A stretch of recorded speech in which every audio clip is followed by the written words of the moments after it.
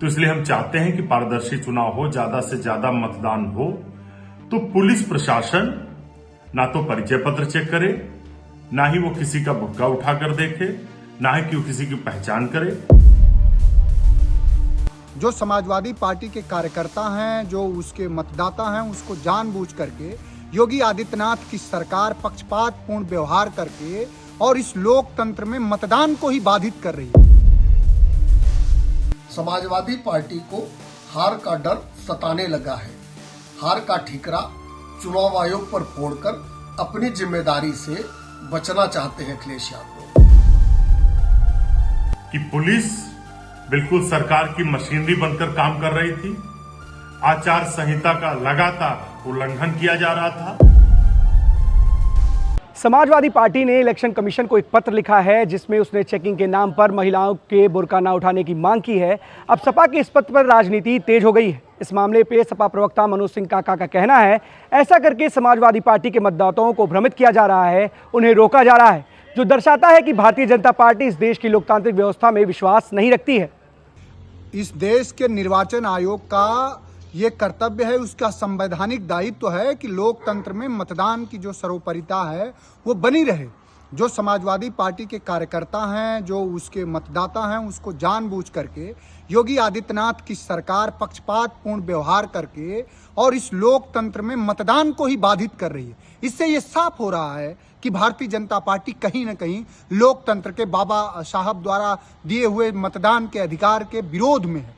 और समाजवादी पार्टी के प्रदेश अध्यक्ष जी ने जो देश के निर्वाचन आयोग को, उत्तर प्रदेश के निर्वाचन आयोग को, जो राष्ट्रीय अध्यक्ष जी ने जो सवाल खड़ा किया है कि संविधान की सर्वोपरिता बनी रहे, लोकतंत्र में मतदान का अधिकार संविधान की सर्वोपरिता को सुनिश्चित करता है। माननीय सर्वोच्च न्यायालय से भी समाजवादियों की अपील है कि आप स्वतः संज्ञान लीजिए कि किस तरह से भारतीय जनता पार्टी की जो वैचारिकी है, जो मनुवाद का पक्षधर है, कहीं ना कहीं जो संविधान विरोधी है, जो आरक्षण विरोधी है, उसके पक्ष में उत्तर प्रदेश के जो आला अधिकारी हैं वो कार्य कर रहे हैं। उनसे राष्ट्रीय अध्यक्ष जी ने एक अपील करी कि यदि आपको राजनीतिक चीजों में इतनी रुचि है कि आप संविधान के प्रति निष्पक्ष नहीं रह सकते, तो आप कम से कम लाल टोपी पहन लीजिए।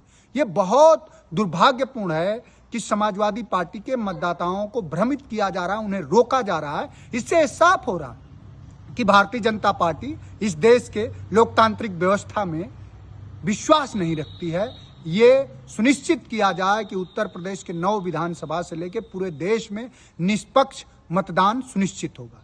वहीं सपा की इस मांग पर बीजेपी ने करारा हमला बोला है। बीजेपी प्रवक्ता मनीष शुक्ला का कहना है कि हार के डर से ठीकरा चुनाव आयोग पर फोड़कर अपनी जिम्मेदारी से बचना चाहते हैं अखिलेश यादव।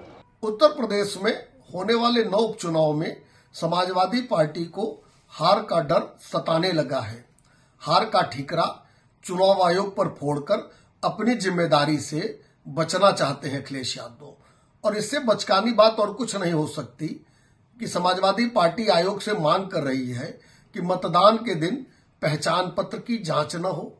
जो बुर्का पहने महिलाएं आए उनको बुर्का हटाकर उनका चेहरा न देखा जाए, जबकि तमाम चुनावों के दौरान मतदान के दिन बुर्का पहन के फर्जी मतदान करते हुए लोग पकड़ी गई हैं। तो अखिलेश जी अगले चुनाव की तैयारी करिए। इस चुनाव में तो उत्तर प्रदेश की जनता समाजवादी पार्टी का सुपड़ा साफ करने का मन बना चुकी है। वो इस पूरे मुद्दे पर समाजवादी पार्टी की सहयोगी कांग्रेस ने सपा की इस मांग का समर्थन किया है। कांग्रेस प्रवक्ता अंशु अवस्थी का कहना है कि पुलिस बीजेपी के एजेंट की तरह काम कर रही है। संविधान के मुताबिक पारदर्शी चुनाव हो, इसे सुनिश्चित कराना चुनाव आयोग की जिम्मेदारी है। लेकिन जैसा कि विगत चुनाव में देखा गया कि पुलिस बिल्कुल सरकार की मशीनरी बनकर काम कर रही थी। आचार संहिता का लगातार उल्लंघन किया जा रहा था पुलिस के द्वारा, प्रशासन के द्वारा।